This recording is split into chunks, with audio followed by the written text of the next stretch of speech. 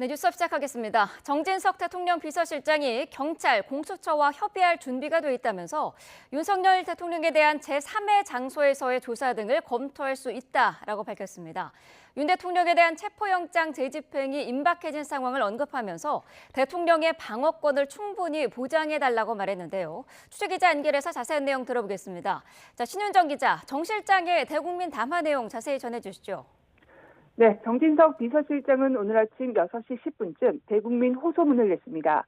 먼저 대통령의 국정 운영을 제대로 보필하지 못해 죄송스럽다면서도 국가기관이 정면 충돌해 나라가 분열되는 것만은 막아야겠다는 절박한 심정으로 국민께 직접 호소드리게 됐다고 밝혔습니다. 이어 경찰과 공수처의 체포영장 재집행 디데이가 내일이라고 한다며 공선전 채비를 끝내고 윤 대통령에게 수갑을 채워 끌고 나가려고 하고 있다고 말했습니다.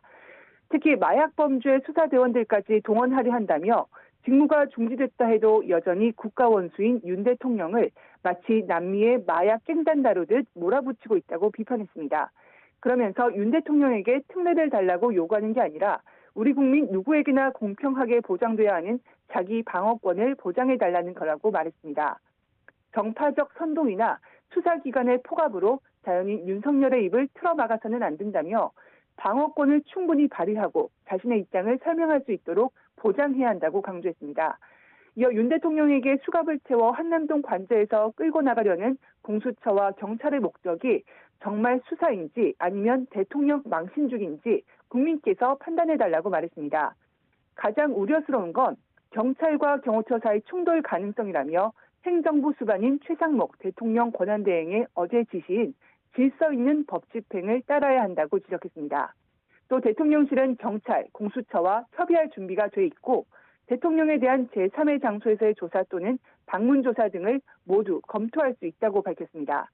정 실장은 YTN과의 통화에서 다만 이런 방안을 윤 대통령과 상의한 건 아니고 앞으로도 변호인들이 조율할 일이라며 상식선에서 한 이야기라고 설명했습니다. 정 실장은 이어 현직 대통령을 체포하겠다는 경찰과 이를 막으려는 경호처의 충돌이 국가적 위난 사태에 이르지 않도록 할 수 있는 모든 노력을 다하겠다며 국민께도 뜻을 모아달라고 호소했습니다. 지금까지 정치부에서 YTN 신윤정입니다. 네, 윤 대통령 측 변호인단은 담화문과 관련해 상의한 바 없다라고 밝혔습니다. 고위공직자 범죄수사처는 별도 입장을 밝히지 않고 있는데요. 현장 취재기자 연결하겠습니다. 신지원 기자.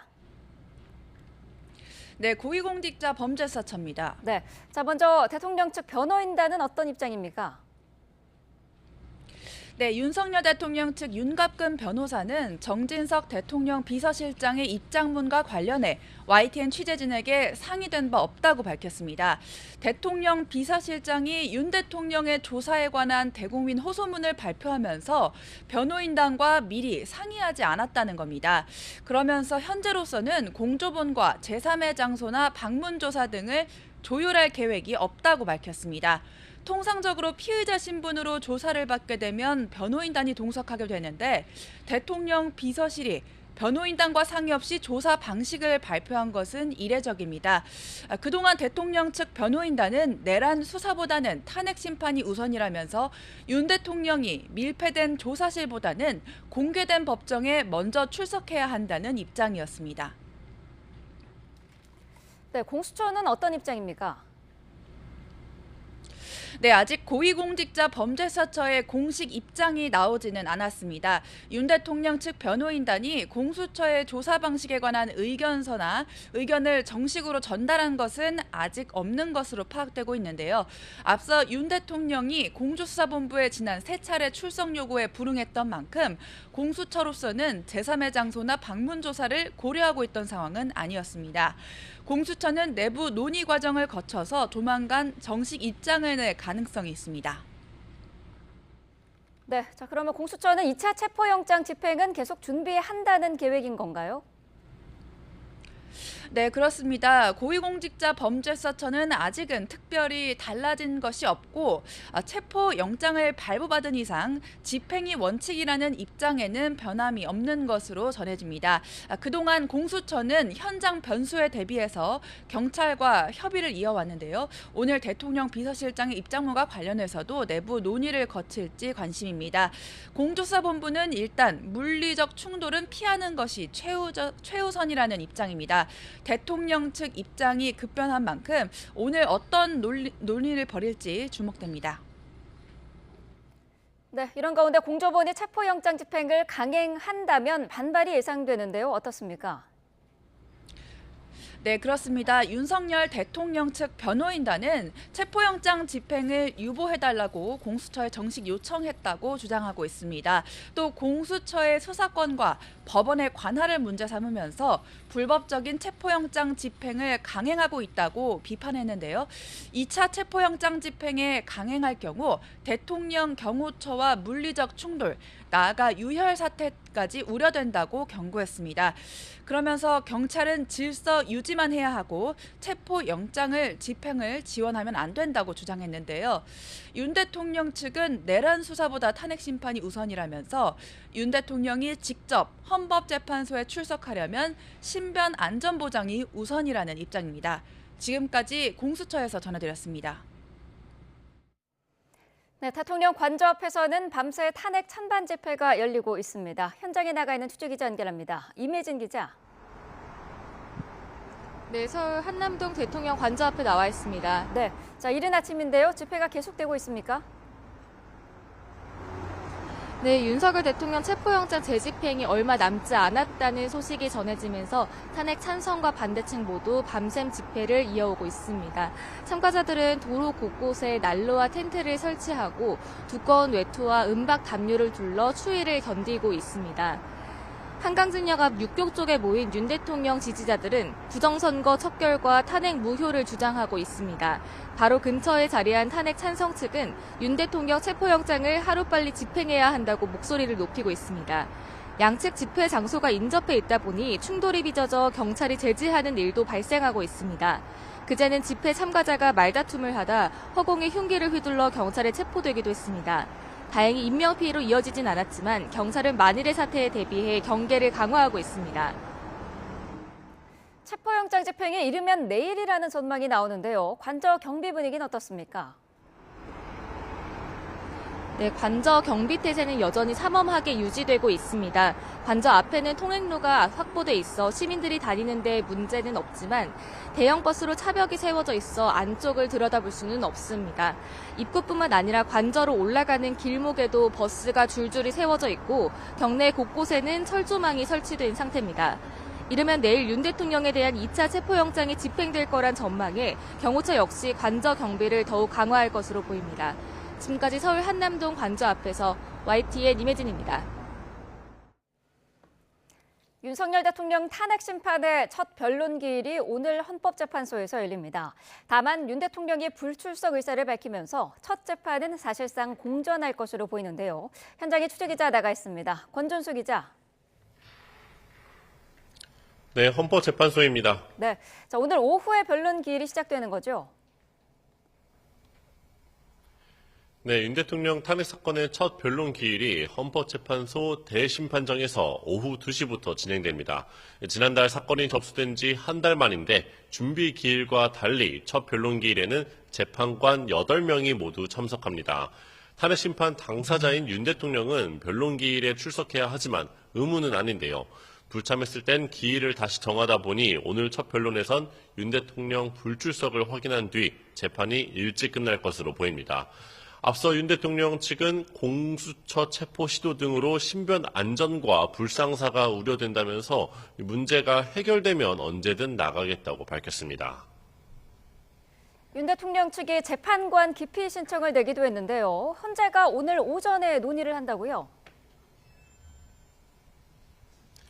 그렇습니다. 윤석열 대통령 측이 탄핵 심판 사건을 심리 중인 정계선 헌법재판관에 대해 기피 신청서를 냈습니다.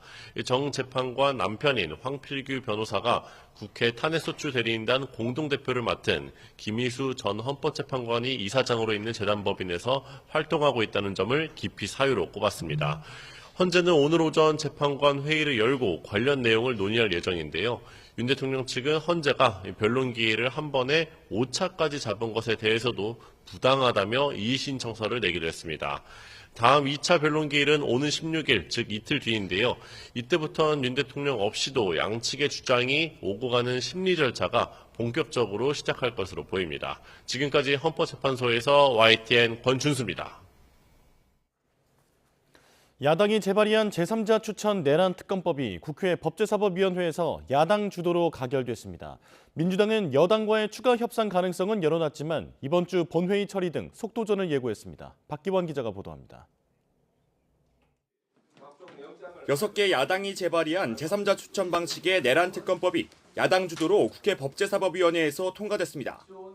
수정 발의된 지 나흘 만에 상임위 문턱을 다시 넘어 본회의 표결만 남겨두게 됐습니다. 이의가 없으심으로 가결됐음을 선포합니다. 이번 특검법은 대법원장이 특별검사를 추천하도록 했고 여당이 또 다른 독소 조항으로 지목했던 추천 인사거부권, 즉 야당의 비토권은 빠졌습니다. 비상계엄을 위해 북한과의 교전을 유도했다는 외환죄가 수사 대상에 포함됐지만 계엄 사태 관련으로 범위는 제한됐습니다. 하지만 여당은 여전히 수사 범위가 과도하고 공조본 수사를 지켜보는 게 우선이라며 표결 직전 퇴장했습니다. 민주당은 국민의힘이 또 억지를 부리고 있다면서 더는 양보할 수 없다고 선을 그었습니다. 차 떼고 포 떼고 다 떼면 도대체 뭘 수사하자는 말입니까? 어떻게든 내란 수사를 방해하겠다는 생떼입니다. 그러면서도 국민 눈높이에 맞는 특검법을 제시하라며 협상 가능성은 열어뒀습니다. 다만 법안 제2요구권을 가진 최상목 권한대행을 향해선 원칙을 지켜달라며 특검법을 공포하라고 압박했습니다. 대한민국의 경제를 위해서, 미래를 위해서 본인이 해야 될 일을 하십시오. 쓸데없이 국회에 여야가 합의를 하려는 등 그런 월권적, 위헌적 행위 그만하시고 말입니다. 민주당은 일단 여당과의 협상 여부와 관계없이 이번 주 본회의에서 내란 특검법을 처리하겠다는 방침입니다. 민주당은 제3자 추천 특검안에 속도를 내고 있습니다. 여당 주장을 일부 반영해 여당 내 이탈표를 추가 확보할 수 있다는 기대감도 읽히는데 다만 외환죄 등 수사 범위 공방은 뇌관으로 남아 있습니다. YTN 박견입니다. 야당이 이번 주 수정 내란 특검법의 본회의 처리를 예고한 가운데 국민의힘도 자체 특검안 마련 여부를 논의하기 위한 의원 총회를 진행했습니다. 일단 특별한 결론 없이 지도부 결정에 맡기기로 했는데 비공개 의총에선 특검 찬성 의견을 밝힌 의원을 향한 거센 성토도 이어졌습니다. 박정현 기자입니다. 자체 계엄 특검법을 논의하기 위해 의원총회를 소집한 국민의힘. 3시간 가까운 갑론을박 끝에 특검 발의 여부는 당 지도부에 일임하기로 했습니다. 많은 의원들의 의견을 듣지는 못했거든요. 그래서 원내 지도부에서 의원들 개개인하게 전화를 걸어서 확인한 다음에 결정하도록 하겠습니다. 비공개 회의에선 친윤계 의원들을 중심으로 특검 자체를 받아들일 수 없다는 의견이 잇따랐던 거로 파악됐습니다. 지도부는 그러나 특검에 반대만 했다가 여야 합의를 주문한 최상목 권한대행이 제2요구권을 행사하지 않을 가능성을 거론하며 최소한의 대안 마련 필요성을 설득한 거로 전해졌습니다. 협상의 대상이 아니라 저지의 대상이다, 이런 말씀을 드립니다. 사실 특검이라는 게 보면은 법의 영역을 넘어서 정치 특검으로 갈 수밖에 없고.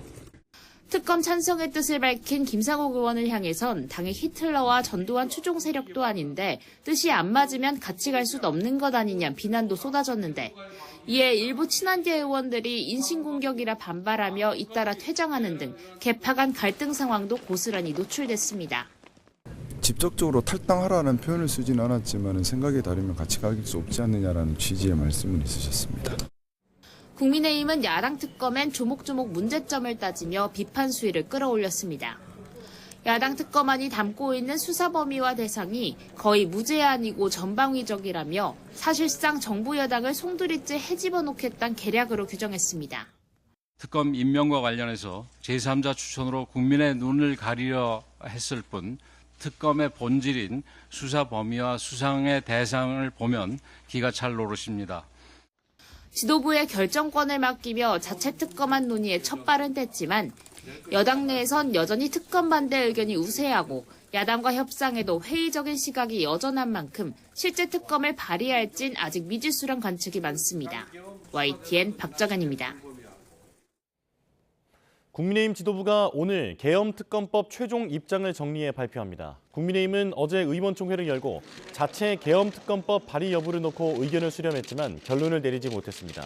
권성동 원내대표는 의총에서 찬반 양론이 팽팽했다며 의원들 의견과 권영세 비대위원장 등 지도부 의견을 듣고 종합적이고 정무적으로 고려해 판단하겠다고 설명했습니다.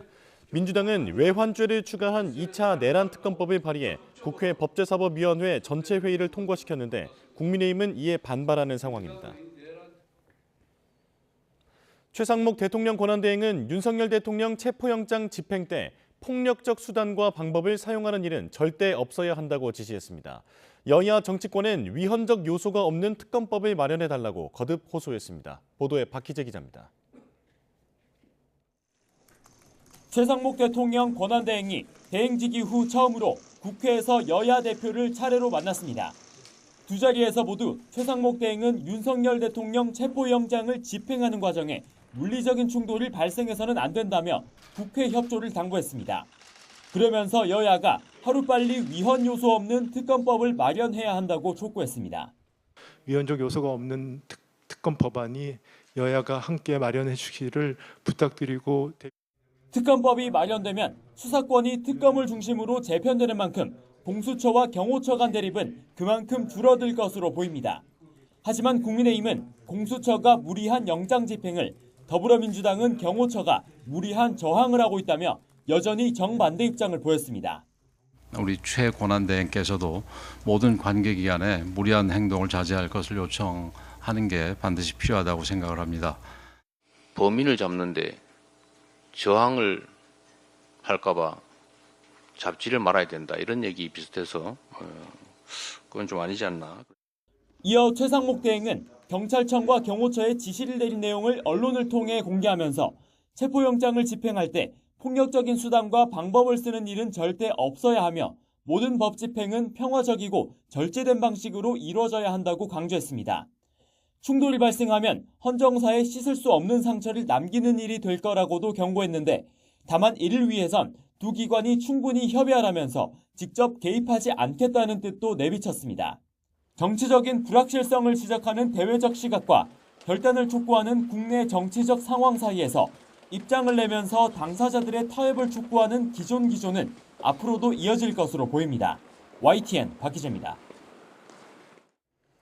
네, 조금 전 들어온 속보 한 가지 전해드리겠습니다. 오늘 새벽 5시 50분쯤 경기 고양시 성사동 서울 문산 고속도로 문산 방향 홍도 나들목 인근에서 잇따라 추돌 사고가 났습니다. 현재까지 확인된 사고 차량은 모두 43대고요. 인명 피해는 9명입니다. 경찰과 소방당국은 정확한 피해 규모와 사고 경위를 조사하고 있습니다. 다시 한번 전해드리도록 하겠습니다. 자, 중부지방이 오늘 출근길 도로 상황이 매우 미끄러운 상황인데요. 오늘 새벽 5시 50분쯤 경기 고양시 성사동 서울 문산 고속도로 문산 방향 홍도 나들목 인근에서 잇따라 추돌 사고가 났습니다. 현재까지 확인된 사고 차량은 모두 43대, 인명 피해는 9명입니다. 관련되는 내용 추가적으로 들어오는 대로 계속해서 전해드리도록 하겠습니다. 네, 이번에는 대통령 수사 관련 내용 자세히 짚어보도록 하겠습니다. 김기흥 국민의힘 대변인, 박성민 전 더불어민주당 최고위원과 함께하겠습니다. 어서 오십시오. 안녕하세요. 네. 자, 대통령에 대한 체포영장 집행이 임박한 가운데 오늘 아침 정진석 대통령 비서실장이 대국민 호소문을 발표를 했습니다.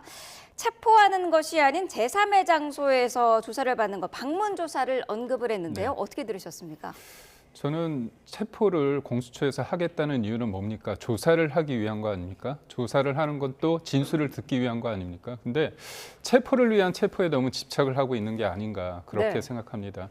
민주당에서는 그러다 보니까 뭐 총을 막을 각오로 해라, 그리고 뭐 관을 준비해라, 그다음에 장갑차를 동원해라 별의별 얘기를 하고 있고 김민석 최고위원의 형이라고 불리는 그 형이지 않습니까? 그 교수분 같은 경우는 뭐 이런 표현이 좀 그렇지만 목을 어떻게 하라 이런 얘기까지 하고 있는 상황 속에서 국가 기관끼리 굉장히 충돌할 수밖에 없는 상황에 놓일 수 있다. 이런 측면에서 봤을 때 대통령실이 그런 제3의 장소나 아니면 뭐 관자든 어디든 수사에 임할 수 있다, 조사에 임할 수 있다 이런 부분이 있기 때문에요. 네. 공수처에서는 이 문제를 풀어가기 위한 방안이잖아요. 그렇다면 왜 굳이 체포를 해서 수갑을 채워야만 이게 가능한지에 대해서 저는 대답을 해야 된다고 봅니다. 네, 자 대통령의 처지가 고성낙일이다라고 언급을 했습니다. 외딴성에 해가 기울고 있고 도와줄 사람은 보이지 않는다라고 언급을 했고요. 특례를 달라고 요구한 게 아니라 대통령의 자기 방어권을 보장해달라 이렇게 언급을 했거든요. 어떻게 보시나요? 네, 저는 일단 지금 이 정진석 비서실장이 이 체포영장이 집행되기 직전에 어떻게 보면 이런 성명, 대국민 뭐 호소문 이런 것들을 발표하는 게 적절한지 좀 의문입니다. 왜냐하면 일단 첫 번째로 대국민 호소문을 발표할 게 아니고 대통령을 먼저 설득하셔야 되는 거 아닐까요? 왜냐하면 지금 여러 언론 보도를 통해서 나오는 내용들을 보면 대통령이 경호처에 사실은 무력 지시, 무력을 사용하는 것을 검토해라라는 무력 사용 지시를 내렸다라는 것들이 드러나고 있는 상황이고 심지어 그 내용을 보면 충격적입니다. 총은 안 된다고 하더라도 칼이라도 휴대해서 무조건 막아라라고 얘기하면서 2차 체포영장 집행을 대비하는 때에 있어서 어떤 수단과 방법을 가리지 않는 이런 대통령의 뉘앙스를 우리가 지금 보고 있는 거거든요. 그렇다고 한다면 국가기관 간의 물리적 충돌이 왜 지금 우려가 되는 상황입니까? 첫 번째, 대통령이 그동안 제대로 응당한 사유 없이 출석을 하지 않았기 때문에 체포영장까지 청구가 된 시점이고요.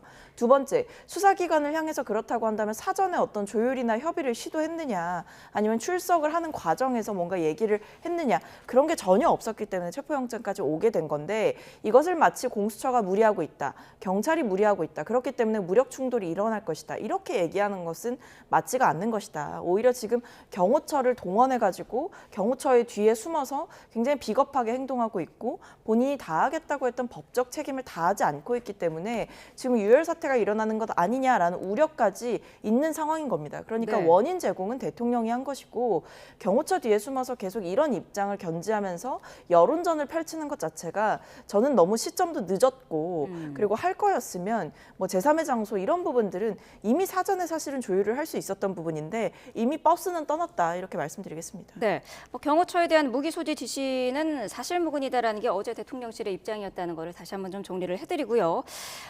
지금 보면은 정 비서실장 같은 경우에는 윤 대통령과 상의한 바는 아니다라는 입장을 저희 YTN 취재진에 이제 언급을 했고요. 또 대통령 측 변호인단도 호소문과 관련해서 상의한 바가 없다 이렇게 지금 알리고 있거든요. 이건 어떻게 봐야 될까요? 이 문제 강대강이 대치되는 국면, 국가기관끼리의 어떤 충돌하는 과정에서 불가피하게 물리적 충돌에 이어서 유혈 사태를 방지하기 위한 노력에 대해서 최승목 권한대행도 얘기를 하지 않았습니까? 그런 방안으로 정치권의 어떤 특검을 통해서 수사권의 어떤 논란을 뭔가 없애자 그렇게 제안을 했습니다. 근데 그럼에도 불구하고 공수처나 어떻게 보면 민주당의 압박은 계속 거세지고 있는데요.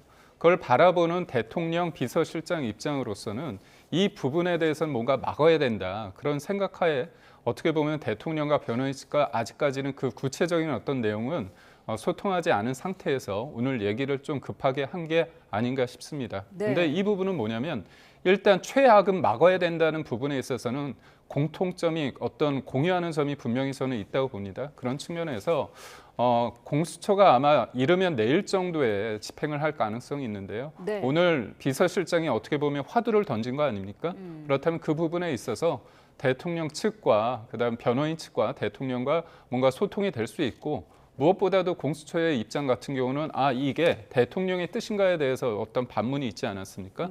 그렇다면 대통령과 대통령 비서실 그리고 대통령 변호인 측이 일정 부분 대통령 비서실장이 얘기한 그 부분에 대해서 하나의 어떤 입장을 좀 정리할 필요가 있고요. 그 입장이 하나가 정리가 된다면 그에 대한 공수처의 어떤 답변이 좀 필요하지 않을까 싶습니다. 네, 어떻게 보면은 좀 대통령실 안에서의 지금 뭐 의견 전달이라든지 의사소통이라든지 이런 부분이 원활히 되고 있는 것인가라는 생각도 할 수 있을 것 같은데요. 근데 사실은 어쨌든 지금 대통령의 모습을 보게 되면 뭐 대통령은 방어권을 사용해야 된다, 충분히 보장해달라 이렇게 이야기를 하고 있지만 사실 저는 이 부분이 의문인 게 지금 충분히 자기 방어하고 계신 거 아닌가라는 생각이 들어요. 사실은 헌재 탄핵 심판을 우선시하겠다라고도 했지만 그 절차를 지연시키려고 했던 그 목적도 명확해 보였고 실제로 절차가 어느 정도 좀 지연이 됐던 부분도 있었고요. 네. 서류를 안 받는다던가 이런 일도 있었고 그리고 지금 뭐 방어권 얘기를 하시지만 충분히 여론전은 하고 계시지 않습니까? 뭐 대통령의 친구라고 불리는 변호사가 나와가지고 대통령의 입장을 계속해서 전달도 하고 유튜버들을 향해서 편지도 보내고 뭐 거기에는 또 변호사가 가가지고 또 인사를 하기도 하고 이런 방식으로 지금 대통령이 자신의 방어권은 저는 충분히 행사하고 있다라고 보여지거든요. 네. 근데 이런 부분들에 대해서 이 정진석 비서실장의 입장을 보면 마치 대통령이 그동안 모든 것을 다 협조를 했고 제대로 이 수사에 임했는데 왜 대통령이 이렇게까지 잡아가야 되느냐 이런 이야기를 하고 있는 걸로 보여요. 근데 제가 봤을 때 그것은 사실관계에 맞지 않고 대통령은 지금까지 이제 출석을 하지도 않았고 수사에 제대로 임하지도 않았기 때문에 지금의 사태까지 온 거다. 그렇기 때문에 지금 상황에서 어떤 방어권을 얘기하면서 교묘하게 이 사태를 지연시키려고 하거나 어떤 제3의 대안을 만들어서 빠져나가려고 하는 것 자체는 저는 적절해 보이지는 않는다 이런 생각입니다. 네, 말씀하신 것처럼 공수처에서 사실 그동안 뭐 3차례 출석 요구를 했었습니다만 대통령이 불응을 했었던 그런 적이 있었기 때문에 공수처가 그동안은 방문 조사라든지 이런 거를 전혀 고려하지 않고 있던 상황이었거든요. 그러니까 대통령 측 변호인이 선임계를 내지 않았었습니다. 최근에 냈기 때문에 어떻게 보면 공수처의 이제까지의 어떤 영장 집행의 어떤 원칙이라고 할까요? 그 부분이 좀 바뀔 수도 있다고 저는 봐요. 왜냐하면 선임계 이후에 서로 간에 어떤 접점을 찾을 수 있는 어떤 소통이 필요한 거 아닙니까? 네. 그런 측면에서 전 있을 수 있다고 보고요.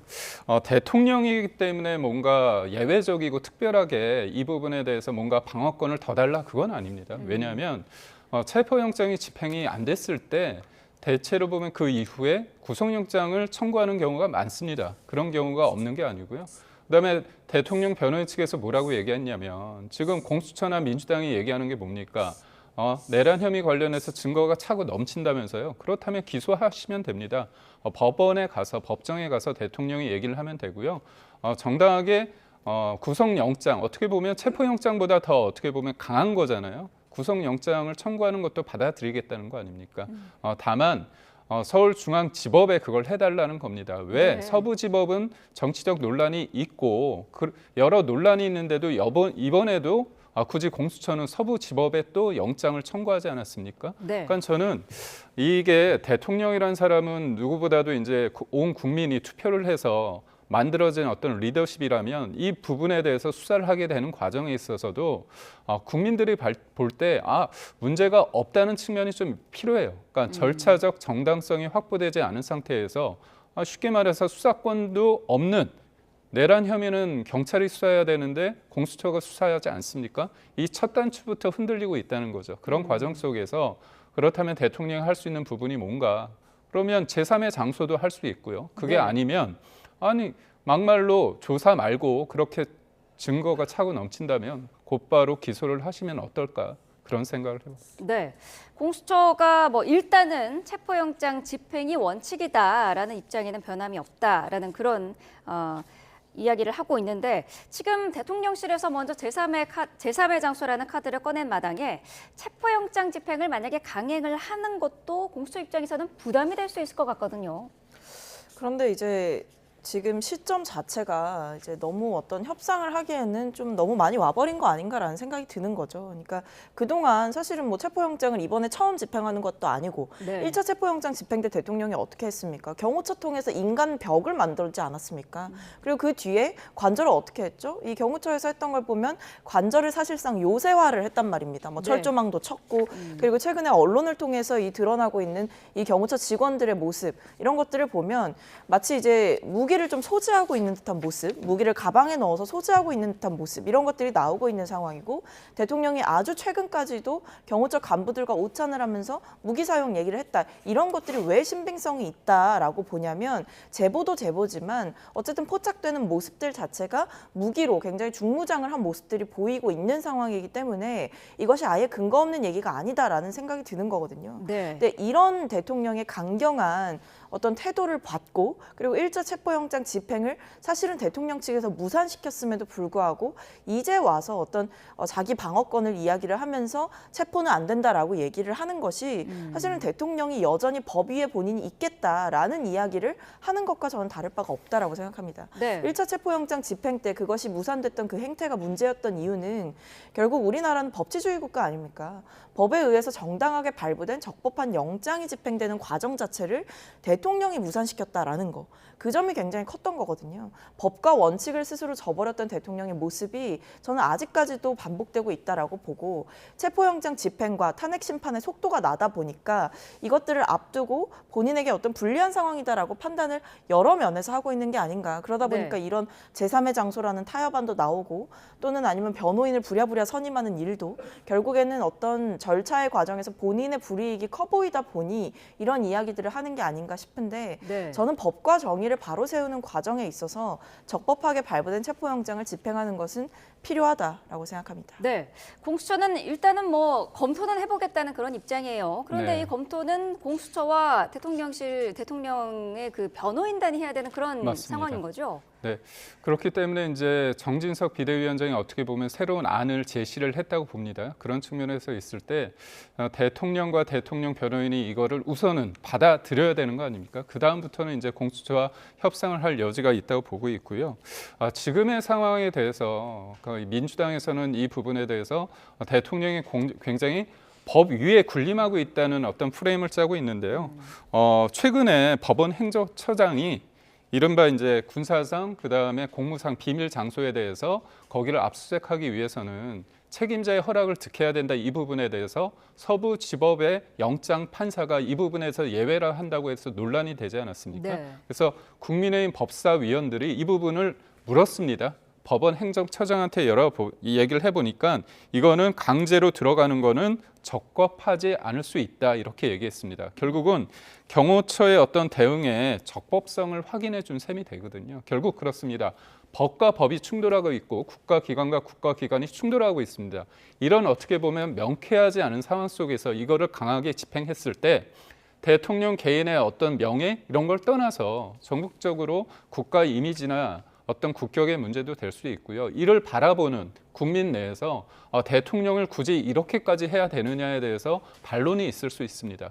우리가 수사를 하고 기소를 하고 재판을 하는 이유가 뭐냐면요. 여러 가지 갈등 속에서 법이라는 그 앞에서 뭔가 갈등이 해소되고 뭔가 하나가 되는 그게 되는 게 중요한 거 아니지 않습니까? 근데 이 도리어 이런 과정 속에서 국론이 분열을 된다고 한다면 이런 방식의 거칠게 하는 행위가 과연 무엇을 누구를 위한 것인지 되묻지 않을 수 없습니다. 근데 대통령이 지금 받고 있는 범죄 혐의는 뭐 어떤 부패 혐의, 부패 범죄, 박근혜 전 대통령이라든지 이런 그 과거의 사례들과는 매우 다른 범죄입니다. 그러니까 왜냐하면 내란죄이지 않습니까? 내란죄 같은 경우에는 대통령의 이 불소추 특권에서도 예외가 될 정도로 그리고 내란죄로 처벌받을 수 있는 그 형량만 봐도 사형 혹은 무기징역 이렇게 굉장히 큰 형이 내려지기 때문에 굉장한 중죄라는 점을 말씀을 드리겠고 내란죄는 그리고 미수에 그쳤어도 처벌을 할 수가 있습니다. 그러니까 대통령이 받고 있는 혐의 자체가 가벼운 상황이 아니고 그리고 대통령이 했던 여러 가지 행위들을 사실은 지금 여러 정황들이 다 드러나고 있지 않습니까? 대통령이 도끼로 문을 부수고서라도 또는 의원들을 끌어내라, 체포해라, 이번 기회에 싹 다 정리해라 이런 이야기들을 했던 것들이 다 드러나고 있고 심지어 이제 소방청장이 국회에 나와서 얘기하는 것들을 보면 행안부 장관이 단전 단수, 특정 언론사를 지목하면서 단전 단수 관련해 가지고 경찰에서 요청이 오면 협조해라 이런 얘기들까지 지금 다 나오고 있는 상황입니다. 그러니까 이 비상계엄 자체가 경고성이었다, 질서 유지를 위한 소수의 병력이 투입됐다 이렇게 대통령 측에서 얘기하는 게 거짓말이라는 게 다 드러나고 있는 상황이에요. 그렇다고 한다면 지금 대통령이 국격을 운운하면서 대통령의 방어권을 운운하면서 제3의 장소를 얘기할 게 아니고 자진해서 경호원들 다 물리고 자진 출석하는 방향을 잡는 게 맞는 것이고요. 그게 국민에 대한 도리라고 생각을 합니다. 이렇게 중차대한 범죄를 저질러 놓고 이런 중차대한 범죄의 피의자로 지목되고 있는 상황 속에서 여전히 대통령에 대한 예우를 바란다는 것 자체가 저는 국민들 앞에 굉장히 염치가 없는 모습이다라고 생각합니다. 네, 대국민 호소문에 민주당 이재명 대표를 겨냥한 듯한 내용도 있었습니다. 야당의 유력 정치인이 사법체계를 교묘히 이용해서 재판을 한없이 지연시키고 있다 이렇게 지적을 하면서 왜 윤 대통령만 사법체계 밖으로 추방돼야 하냐 이런 언급을 했거든요. 여기에 대해서는 어떤 의견을 하시겠습니까? 이러니까 이제 반성이 없다라는 얘기가 나오는 겁니다. 아직까지도 뭐 국민의힘에서도 뭐 최고위나 비대위 회의에서도 계엄 이후에 제일 많이 나왔던 뭐 여러 단어들을 보면 뭐 사죄, 반성 이런 거는 없다라고 하더라고요. 이런 단어들은 굉장히 몇 번 언급되지 않았고 오히려 뭐 민주당, 이재명 대표 이런 상대방을 공격하려고 하는 언어들이 대부분 다수 사용되었다라는 분석 기사를 제가 본 적이 있는데요. 대통령 측에서도 저는 마찬가지인 것 같습니다. 지금 본인이 선포했던 그 비상계엄의 불법성을 인정하고 반성하고 국민들 앞에 정말 죄송하다라고 고개를 숙이기는커녕 내 비상계엄은 정당했다, 나는 절박했다 이런 입장이 지금 주를 이루고 있는 거 아닙니까? 그리고 또 굳이 뭐 새벽에 잠이 안 와서 이렇게 호소를 한다라고 올려놓고 이 상황 속에서도 이재명 대표를 공격한다라는 거는 아직도 이 대통령을 비롯해서 뭐 여당 측에서도 아직까지도 이재명 대표를 물고 늘어지면서 이 사태를 좀 헤쳐나가려고 하는 그런 전략이 보이는 게 아닌가 싶은데 저는 굉장히 얕은 수라고 봅니다. 그러니까 지금 상황은 이재명 대표를 대통령 측이나 여당 측에서 언급하면 언급할수록 오히려 본인들한테는 마이너스거든요. 네. 그리고 이런 상황에서는 뭐 이재명 대표 이런 얘기를 할 게 아니고 뭐 대통령이 사실은 자진해서 출석하는 모습을 보여주는 게 제일 좋은 안임에도 불구하고 여전히 어떤 최악의 수만, 악수의 악수만 거듭하고 있다 이런 모습이 보입니다. 네. 정진석 비서실장이 D-Day가 내일이라고 이제 언급을 했거든요. 네. 협상의 문을 두드리긴 했습니다만은 앞서서 전 최고위원께서 말씀을 하신 것처럼 너무 늦은 것 아니냐, 시간이 없다 이런 지적이 있는 것도 사실이거든요. 근데 왜 늦었죠? 아니 내일 안 하면 안 되나요? 내일 안 하면 뭐 대한민국이 망하나요? 그겁니다. 본질이 민주당과 이재명 쪽에서 이재명 대표 측에서 이렇게 강하게 몰아붙이는 이유가 있지 않습니까? 정진석 비대위원장이 밤잠을 설치면서 하는데 왜 이재명을 얘기를 했겠습니까? 이재명 대표를. 그거는 국민들이 다 압니다. 본인의 재판은 한없이 지연시키고 대통령과 관련된 헌재나 그다음에 수사 관련해서는 굉장히 빠르게 가야 된다고 생각하는 거 아닙니까? 한국계 앤디 김 민주당 상원의원이 뭐라고 얘기했냐면 특정인이 자신의 정치적 야심을 위해 상황을 이용하고 있다 이렇게 얘기했습니다. 굳이 뭐 제가 누구 특정인을 얘기 안 해도 국민들이 다 압니다. 본인이 떳떳하다면 수사 받으면 돼요. 침대 축구의 전형 모든 것들을 다 보여준 분이 누굽니까? 솔선수범하면서 제 변호인 관련해서 교체하시고 그다음에 기피 신청하시고 그다음에 무더기 증인하시잖아요. 그리고 판사 탄핵까지 언급하지 않았습니까? 이 부분에 있어서 그렇습니다. 전 계엄에 대해서 분명히 반대합니다. 동의하지 않습니다. 근데 그 계엄 이후에 대한민국의 어떤 정상화를 위해서 탄핵만이 유일한 답이냐 이 부분에 대해서는 좀 다르게 생각하고 있어요. 근데 탄핵이 아니면 다 악마화하고 있습니다. 그리고 이 부분에 대해서 본인이 볼 때 대통령 탄핵 이후에 대통령 한덕수 권한대행 탄핵까지 했습니다. 그러면서 탄핵 이후일 때 본회의장에서 나오면서 미소를 짓고 있어요.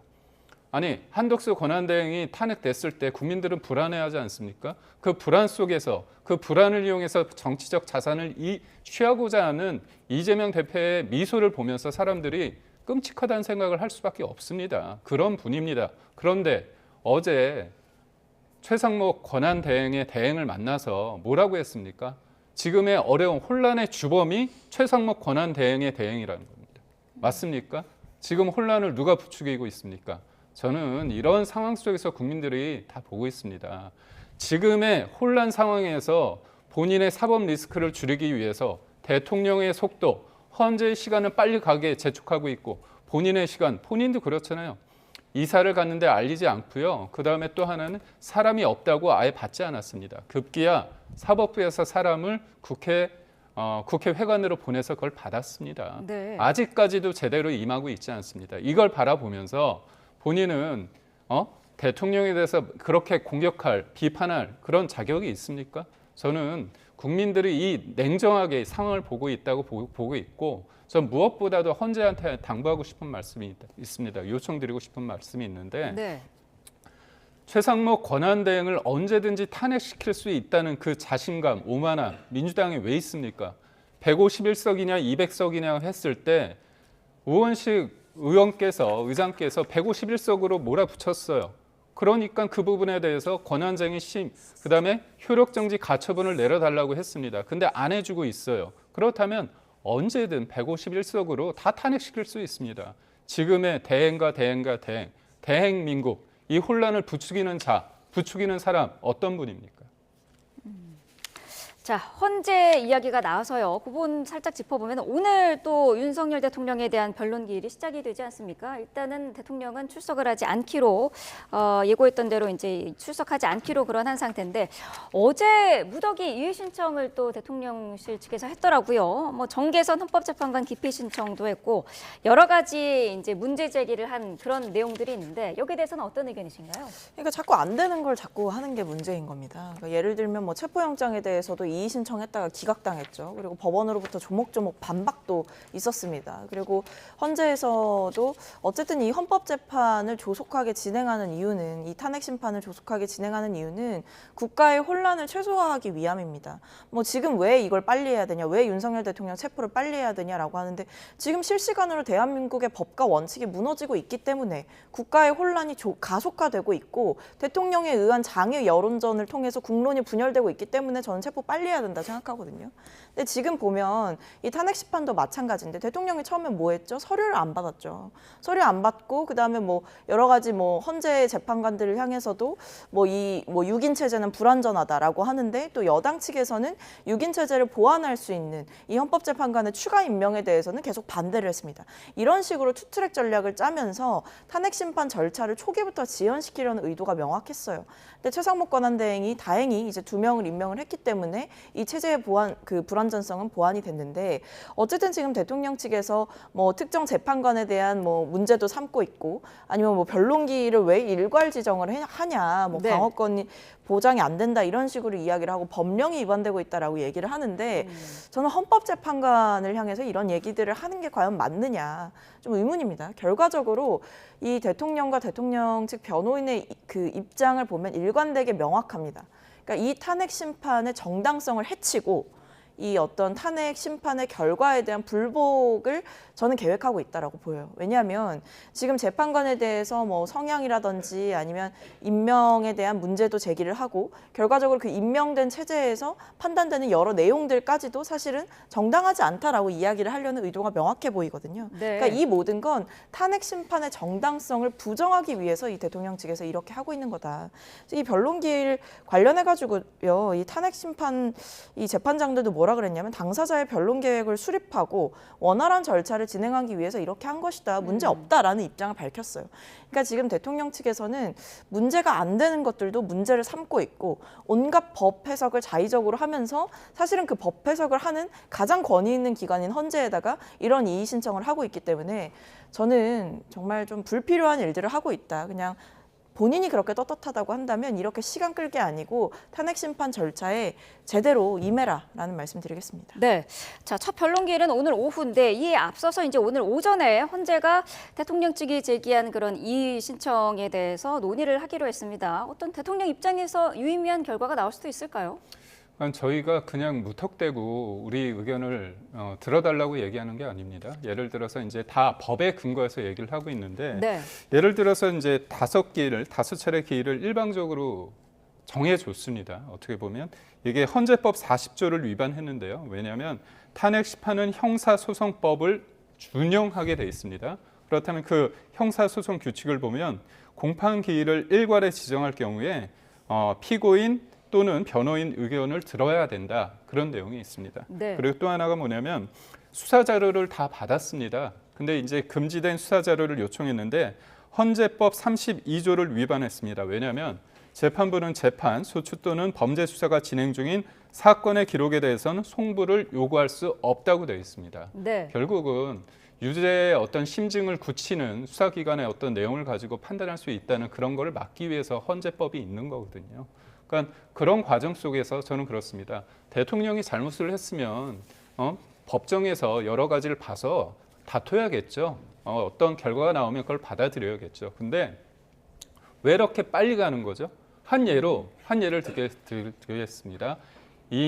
이상민 행안부 장관 탄핵 6개월 걸렸습니다. 그 간단한 문제 가지고. 그리고 저희가 늘 얘기하고 있는 그 한덕수 권한대행 관련해가지고 심판 관련해가지고 어제 첫 변론 준비 기일이 있었는데 네. 이게 중요합니다. 왜냐하면 대행이 계속 유지되는 데 있어가지고 이 국정의 불확실성 무엇보다도 이재명의 민주당이 언제든지 탄핵시킬 수 있다고 합니다. 그러면 최상목 대행이 탄핵되면 이주호 교육부 장관이 대행을 하는 거 아닙니까? 근데 그분도 탄핵될 수 있어요. 그렇다면 이 부분에 대해서 헌재가 빠른 결정을 해주는 게 대통령의 탄핵 심리와 더불어서 이것도 굉장히 급선무 아주 중요한 얘기입니다. 근데 이 부분에 대해서 헌재가 뭐라고 얘기했냐면 재판 준비 기일 다음번 준비 기일이 네. 2월 5일입니다. 그리고 이 심리를 격주에 한 번씩 한다고 합니다. 저는 이렇게 했을 때 국민들이 바라볼 때 저의 생각이 아니라 많은 국민과 언론에서도 한덕수 권한대행의 이 탄핵 심리, 특히나 효력정지 가처분에 대한 151이냐 200석이냐의 이 얘기는 빨리 가름말을 타줘야 된다고 얘기를 하고 있어요. 근데 이 부분에 대해서 이렇게 지레하게 한다고 한다면 국민들이 볼 때 헌재가 한쪽으로 편향된 거 아닌가 그런 생각을 할 수밖에 없는 거 아닌가요? 네. 그리고 헌재도 감시자입니다. 권위 있는 감시자지만 헌재가 법 위에 있을 수는 없습니다. 그리고 이 부분에 대해서 국민들은 감시하고 의견을 낼 수 있는 게 민주주의입니다. 네. 자, 헌재 재판관 회의 오늘 오전에 이제 예정이 되어 있는데요. 그 결과도 지켜봐야 될 것 같고요. 정진석 비서실장의 오늘 오전 호소문 내용과 관련해서도 공수처가 검토에 들어간다고 합니다. 이 내용도 지켜봐야 될 것 같습니다. 김기흥 국민의힘 대변인, 박성민 전 더불어민주당 최고위원과 자세한 이야기 나눠봤습니다. 두 분 말씀 감사합니다. 고맙습니다.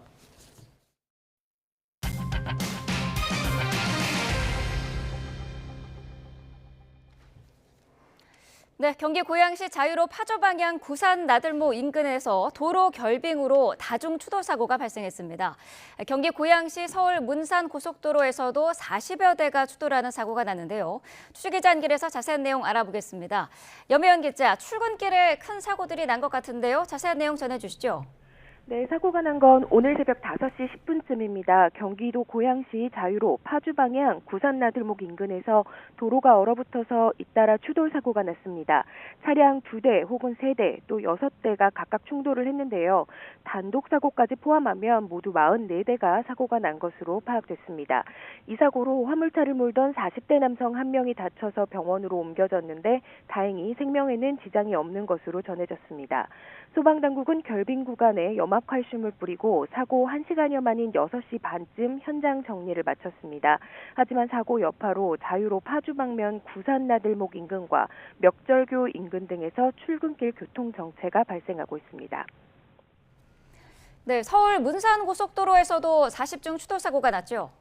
네, 서울 문산고속도로에서도 비슷한 사고가 발생했습니다. 오늘 새벽 5시 50분쯤이었는데요. 경기도 고양시 성사동 서울 문산고속도로 문산 방향 흥도 나들목 인근에서 잇따라 추돌 사고가 발생한 겁니다. 현재까지 확인된 사고 차량은 모두 43대이고 인명피해는 13명입니다. 경찰과 소방당국은 정확한 피해 규모와 사고 경위를 조사하고 있습니다. 지금까지 사회부에서 YTN 염혜원입니다. 네, 러시아에 파병된 북한군의 사망자 수가 300여 명에 이르는 등 전체 사상자가 3천여 명에 달한다고 국가정보원이 밝혔습니다. 앞서 북한군 2명이 우크라이나에 생포된 가운데 북한 당국이 생포 전에 자폭이나 자결을 강요했다는 사실도 확인됐습니다. 이종원 기자입니다. 국가정보원은 우크라이나 전장에서 숨진 파병 북한군 수가 300여 명에 이르고 부상자는 2,700여 명으로 파악했습니다. 북한군 전체 사상자 규모가 벌써 3,000명을 넘었다는 것으로 북한군 피해가 큰 주요 원인에 대해선 이같이 분석했습니다. 후방 화력 지원 없는 돌격 전술 등 현대전에 대한 이해 부족과 러시아 측의 북한군 활용 방식이 결과적으로 대규모 사상자 발생의 전장에서 생포될 경우 미리 자폭이나 자결을 하도록 북한 당국이 강요했다는 사실도 국회 정보위원회에 보고됐습니다. 전사자 메모에서 발견된 내용으로 실제 북한군 한 명은 포획 위기에 놓이자 김정은 장군을 외치며 자폭하려다가 사살된 것으로 파악됐습니다. 앞서 우크라이나에 생포된 북한군 2명 가운데 1명은 북한으로 돌아가지 않겠다는 뜻을 밝힌 육성이 공개됐는데 아직 한국 귀순을 요구하진 않은 것으로 나타났습니다. 국정원은 본인의 요구가 있으면 우리 헌법상 북한군도 우리 국민인 만큼 우크라이나와 협의하겠다고 밝혔습니다. 미국 트럼프 2기 행정부 출범과 관련해선 트럼프 스스로 과거 북미 정상회담을 대표적 성과로 인식하는 만큼 김정은과의 대화를 다시 추진할 가능성이 있다고 전망했습니다.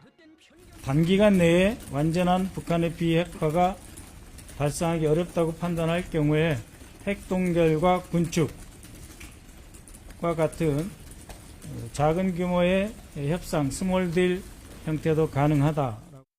국정원은 꾸준히 거론되어 온 김정은 국무위원장의 러시아 방문 가능성에 대해선 북한이 올해 상반기 추진 여부를 저울질할 것으로 내다봤습니다. YTN 이종원입니다. 러시아는 우크라이나가 생포한 북한군을 러시아에 억류된 우크라이나군과 교환할 수 있다는 젤렌스키 우크라이나 대통령의 발언에 대해 논평을 거부했습니다. 러시아 타스 통신은 드미트리 페스코프 크렘린궁 대변인이 현지 시간으로 13일 브리핑에서 우크라이나 측의 제안에 대해 어떤 식으로든 논평할 수 없다고 말했다고 보도했습니다. 페스코프 대변인은 그러면서 무엇이 진실인지 누가 무엇을 누구에게 제안했는지 알지 못하지만 모든 러시아군의 생명은 중요하다며 우크라이나와의 포로 교환 가능성은 계속 논의할 것이라고 덧붙였습니다. 러시아 쿠르스크 지역에서 생포한 북한군이 전략적으로 활용 가치가 크다고 우크라이나 정보당국 관계자가 밝혔습니다. 우크라이나 국방부 정보총국 공보 담당자 예우헨 예리는 북한군 포로를 우크라이나의 이익을 위해 활용할 것이라며 북한군이 러시아의 우크라이나 전쟁에 개입했다는 직접적인 증거를 확보한 것 자체가 매우 필요한 사실이라고 강조했습니다. 이어 북한의 특성을 잘 아는 전문가들이 생포된 북한군 신문 과정에 참여하고 있다고 밝혔습니다. 미 국방부는 러시아의 우크라이나 침략 전쟁에 파병된 북한군 전력이 유능하고 위협이 되고 있다고 평가했습니다. 펜 라이더 미 국방부 대변인은 현지 시간 13일 브리핑에서 북한군 전력에 대한 질문에 비교적 잘 훈련돼 있고 유능한 전력이라고 답했습니다. 라이더 대변인은 파병된 북한군이 주로 보병 전력이고 모든 면에서 볼 때 능력이 있다며 우크라이나 전장에서 목격하는 건 그들이 분명한 위협이 되고 있다는 것이라고 말했습니다. 매서운 한파가 물러나자 어김없이 미세먼지가 기승입니다. 오늘 오후까지 답답한 하늘이 이어지다가 찬 공기가 내려오며 해소되겠지만 또다시 강추위가 찾아옵니다. 김민경 기자의 보도입니다. 63빌딩에서 바라본 서울 도심이 흐릿한 필터를 낀 듯 뿌옇게 퍼져 보입니다. 멀리 우뚝 솟은 롯데타워도 뿌연 공기 속에서 윤곽만 어렴풋이 드러납니다. 찬 공기가 물러난 뒤 대기가 정체한 가운데 아침 안개와 중국발 스모그가 더해지면서 공기질이 나빠진 겁니다. 어제 한때 전북 익산 용동면의 초미세먼지 농도는 세제곱미터당 114 마이크로그램까지 치솟았고 충북 영동 100 마이크로그램, 경기 안성 80 마이크로그램, 서울도 58 마이크로그램까지 오르며 전국 곳곳에서 나쁨 상태가 이어졌습니다. 탁한 공기는 오늘까지 머무릅니다. 나쁨 수준의 국외 미세먼지가 중서부 지역을 시작으로 유입된 후 남동 진하여 밤까지 남부 지역에 영향을 주고 오늘 오후부터 찬바람이 먼지를 밀어내면서 공기는 차츰 맑아지겠지만 곧바로 강추위가 뒤따를 걸로 보입니다. 낮부터 바람이 북서풍으로 바뀌어 기온이 점차 낮아져 15일 수요일에는 기온이 전날보다 5도 이상 낮아 춥겠으니 건강관리에 유의하시기 바랍니다. 지난주만큼 강도 높은 한파는 아니지만 곳곳에 한파특보가 내려질 가능성이 큽니다. 추위와 함께 찬 공기가 서해를 지나며 서해안에는 또다시 눈이 내리겠지만 양은 1에서 5cm로 많지 않겠습니다. 눈비가 내리지 않아 갈수록 건조해지고 있는 동해안은 산불 위험이 커지고 있는 만큼 작은 불씨라도 지나치지 말고 조심해야 합니다. YTN 김민경입니다. 미국 서부를 집어삼키고 있는 미국 LA 산불. 이 산불이 새해 불꽃놀이 때문일 수도 있다는 주장이 제기됐습니다. LA에서 새해 첫날에도 불꽃놀이로 인해 산불이 났다가 4시간 만에 꺼졌는데요. 그때 불이 났던 지역과 이번 산불이 시작된 위치가 비슷하기 때문입니다. 워싱턴 포스트가 두 지역의 위성 사진을 비교했습니다. 왼쪽에 푸르스름한 곳이 새해 첫날 불이 났던 지역이고요. 오른쪽이 지난 7일 찍힌 위성 사진입니다. 그때 그 구역 안에서 연기가 시작돼 남쪽으로 확산하는 모습을 확인할 수 있습니다. 이 기간 비가 내리지 않았다면 기존 화재의 불씨가 남아있다가 강한 바람에 다시 불이 붙을 수 있다는 게 화재 전문가들의 지적입니다. 여전히 진화율이 낮은 가운데 현지 시각 오늘 밤 시속 113km의 강풍이 예보돼 사태가 더 악화할까 우려됩니다. 워싱턴에서 홍상희 기자가 보도합니다. 지난주 산불이 시작된 LA 팰리세이즈 지역입니다. 상공에서 끝을 찾기 힘들 정도로 온통 잿빛으로 초토화된 산맥엔 아무것도 남지 않았습니다. 일주일 동안 불과 싸웠던 소방대원들은 숨 돌릴 틈도 없이 다시 전열을 가다듬고 있습니다. 미 기상청이 LA와 벤투라 카운티의 화재 적색 경보와 함께 현지 시간으로 15일 낮까지 시속 113km에 달하는 강풍을 예보하면서 다시 위기가 닥쳤습니다. 바람 소리도 점차 강해지면서 불씨를 발로 밟으며 저지선을 지키기 위해 안간힘을 쓰고 있습니다. The anticipated winds combined with low humidities and low fuel moistures will keep the fire threat in all of Los Angeles County critical. 미국 전역뿐 아니라 멕시코와 캐나다의 소방대원과 산불 진화 항공기가 배치됐고 1,800명 이상의 캘리포니아주 방위군도 투입됐습니다. Over 1,800 California National Guardsmen have been activated to assist with the firefighting efforts, including hand crews, rotary wing aircraft, and military police that are working in support of local law enforcement. 시속 160km에 달했던 지난주만큼의 강도는 아니지만 센타에나 바람이 밤에 강해지는 만큼 현지 시간 14일 오전과 밤이 LA 산불 확산의 최대 고비가 될 것으로 보입니다. 지난 7일부터 시작된 팰리세이즈와 이튼 산불로 지금까지 여의도에 34배가 넘는 면적과 12,000여 채 건물이 불에 탔지만 아직 진압률은 저조한 상태입니다. 북부에서 발생한 허스트 산불과 나머지 두 건의 산불은 거의 진화됐지만 강풍 예고로 다시 89,000여 명이 대피 준비 경고를 받은 가운데 이미 최악인 LA 산불 사태에 추가 피해가 우려됩니다. 워싱턴에서 YTN 홍상입니다. 한편 일본에서는 대지진 우려가 커지고 있습니다. 어젯밤 9시 20분쯤 일본 규슈 동해안에서 규모 6.9의 지진이 발생한 건데요. 이번 지진으로 수백 킬로미터 떨어진 규슈의 다른 도시들에서도 흔들림이 감지됐습니다. 문제는 이번 지진이 100년에서 150년 주기로 발생하는 태평양 연안의 난카이 대지진과 연관될 수 있다는 우려가 커진 건데요. 일본 기상청도 비상이 걸렸습니다. 이경아 기자입니다. 밤 9시를 넘긴 시각, 일본 규슈 동쪽 미야자키현 일대에 강한 흔들림이 감지됩니다. 長い横揺れを感じました。こちらは地上7階建てのビルの屋上からの映像です。 미야자키현 앞바다에서 발생한 규모 6.9의 지진으로 쓰나미주의보도 발령됐습니다. 지진 발생 직후 일본 기상청은 심야에 전문가 회의를 소집했습니다.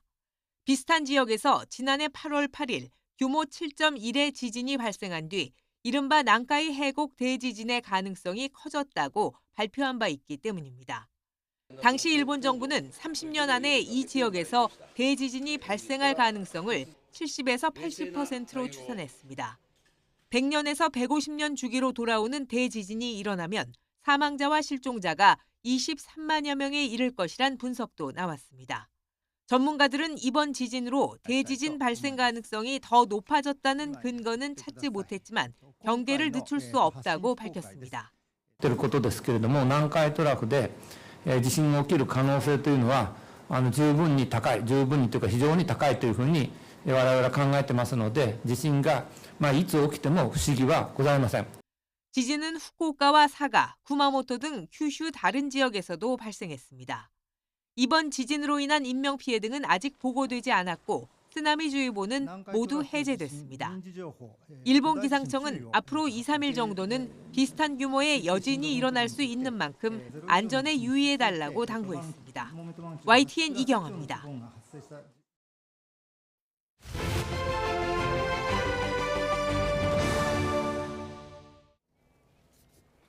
윤석열 대통령 탄핵 심판의 첫 변론 기일이 오늘 헌법재판소에서 열립니다. 다만 윤 대통령이 불출석 의사를 밝히면서 첫 재판은 사실상 공전화일 것으로 보이는데요. 현장에 취재기자 나가 있습니다. 권준수 기자. 네, 헌법재판소입니다. 네, 오늘 오후에 변론 기일이 시작되죠? 그렇습니다. 윤 대통령 탄핵 사건의 첫 변론 기일이 헌법재판소 대심판정에서 오후 2시부터 진행됩니다. 지난달 사건이 접수된 지 한 달 만인데요. 준비 기일과 달리 첫 변론 기일에는 재판관 8명이 모두 참석합니다. 탄핵 심판 당사자인 윤 대통령은 변론 기일에 출석해야 하지만 의무는 아닌데요. 불참했을 땐 기일을 다시 정하다 보니 오늘 첫 변론에선 윤 대통령 불출석을 확인한 뒤 재판이 일찍 끝날 것으로 보입니다. 앞서 윤 대통령 측은 공수처의 체포 시도 등으로 신변 안전과 불상사가 우려된다면서 문제가 해결되면 언제든 나가겠다고 밝혔습니다. 네, 윤 대통령 측은 재판관 기피 신청을 냈는데 헌재가 오늘 오전에 관련 논의를 진행한다고요? 그렇습니다. 윤석열 대통령 측이 탄핵 심판 사건을 심리 중인 정계선 헌법재판관에 대해 기피 신청서를 냈습니다. 정 재판관의 배우자가 일하는 재단의 이사장이 국회 측 탄핵소추 대리인인 김희수 변호사고 정 재판관은 진보 성향의 법관 모임인 우리법 연구회 활동 경력이 있다는 게 이유입니다. 윤 대통령 측은 헌재가 변론 기일을 한 번에 5차까지 잡은 것도 부당하다며 이의 신청서를 내기도 했는데 헌재는 조금 뒤에 오전 10시부터 재판관 회의를 열고 기피 신청 등 관련 내용을 논의할 예정입니다. 다음 2차 변론 기일은 이틀 뒤인 오는 16일인데요. 이때부터는 윤 대통령 없이도 양측의 주장이 오고 가는 심리 절차가 본격적으로 시작될 것으로 보입니다. 지금까지 헌법재판소에서 YTN 권준수입니다. 정진석 대통령 비서실장은 대통령실은 경찰 공수처와 협의할 준비가 돼 있다며 윤 대통령에 대한 제3의 장소에서의 조사나 방문조사 등을 모두 검토할 수 있다고 밝혔습니다. 정 실장은 오늘 아침 대국민 호소문을 내고 대통령이 방어권을 충분히 발휘하고 입장을 설명할 수 있도록 보장해야 한다며 이같이 말했습니다. 정 실장은 YTN과의 통화에서 다만 제3의 장소 조사 등에 대해서는 상식적인 선에서 말한 것이지 윤 대통령과 상의한 건 아니라고 설명했습니다. 정 실장은 내일이 경찰과 공수처의 D-Day라고 한다며 공성전 채비를 끝내고 윤 대통령에게 수갑을 채워 끌고 나가려고 한다며 이는 대통령 망신 주기 목적이 아니냐고 지적했습니다. 정진석 대통령 비서실장이 경찰 공수처와의 협의 가능성을 언급한 것에 대해 윤석열 대통령 변호인단이 선을 그었습니다. 윤 대통령을 변호하는 윤갑근 변호사는 오늘 정진석 실장 호소문에 대한 입장을 묻는 YTN의 질의에 상의된 바 없다고 답했습니다. 정 실장이 변호인들과의 상의 없이 입장을 냈다는 건데 제3의 장소에서의 조사나 방문 조사를 조율할 생각도 지금으로서는 없다는 취지로 답했습니다. 앞서 정 실장은 호소문을 통해 경찰 공수처와 협의할 준비가 돼 있다면서 윤 대통령에 대한 제3의 장소에서의 조사나 방문 조사 등을 모두 검토할 수 있다고 밝혔습니다. 윤석열 대통령에 대한 2차 체포영장 집행이 임박했다는 관측이 나오면서 대통령 관저 앞에서는 탄핵 찬반 집회가 계속되고 있습니다. 현장에 있는 취재기자 연결합니다. 임예진 기자.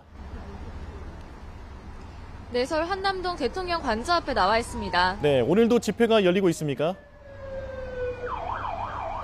네, 체포영장 재집행이 얼마 남지 않았다는 관측이 나오면서 탄핵 찬성과 반대 측 모두 밤샘 집회를 이어가고 있습니다. 참가자들은 도로 곳곳에 난로와 텐트를 설치하고 두툼한 외투와 은박 담요를 두른 채 추위를 견디고 있습니다. 새벽에는 자리를 지키는 사람들이 많지 않았지만 날이 밝으면서 찾아오는 발길이 늘고 있습니다. 윤 대통령 지지자들은 한강진야가 육교 쪽에 모여 부정선거 척결과 탄핵 무효를 주장하고 있습니다.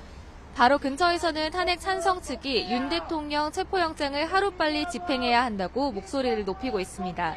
양측 집회 장소가 인접해 있다 보니 크고 작은 갈등이 빚어지는 등 집회가 격해지고 있는데요.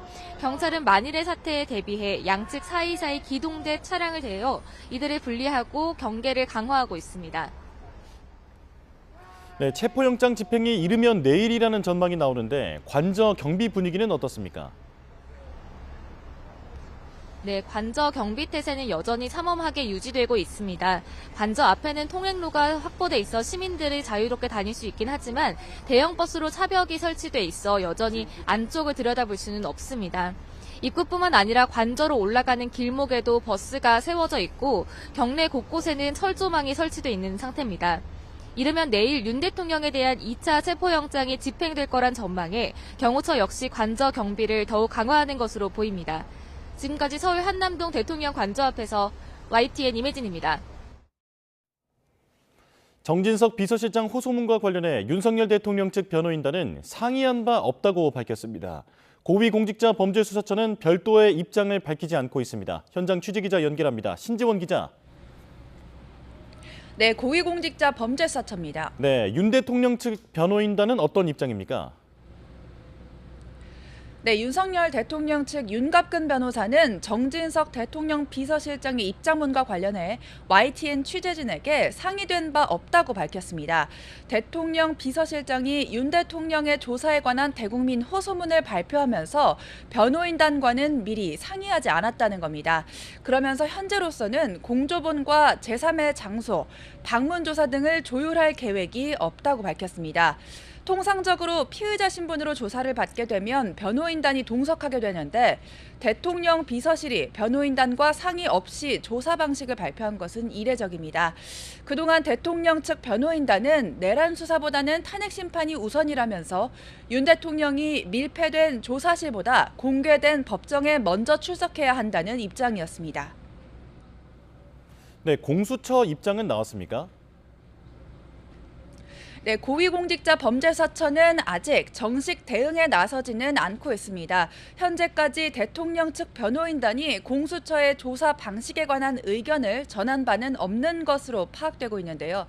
앞서 윤 대통령이 공조사본부에 지난 3차례 출석 요구에 불응했던 만큼 공수처로서는 제3의 장소나 방문 조사를 고려하고 있던 상황은 아니었습니다. 공수처는 내부 논의 과정을 거쳐 조만간 정식 입장을 낼 가능성도 있습니다. 네, 그렇다면 공수처는 2차 체포영장 집행을 계속 준비한다는 계획인 겁니까? 네, 고위공직자범죄수사처는 특별히 달라진 것이 없고 체포영장을 발부받은 이상 집행이 원칙이라는 입장에 변함이 없는 상황입니다. 그동안 공수처는 현장 변수에 대비해 경찰과 협의를 이어왔는데요. 오늘 대통령 비서실장 입장문과 관련해서도 논의를 진행할 것으로 보입니다.